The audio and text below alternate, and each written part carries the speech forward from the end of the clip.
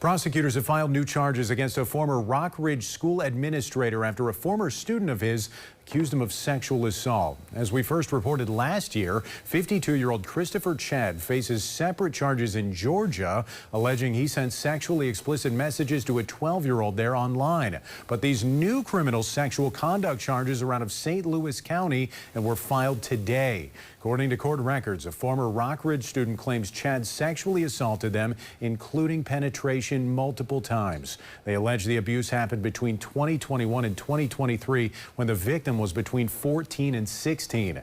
Court documents indicate Chad was their teacher, their speech coach, and a principal at the time. The victim told authorities their contact started online. Now, there's currently a warrant for Chad's arrest in St. Louis County. Chad was previously in custody in Georgia. We're working to learn if he's still behind bars there.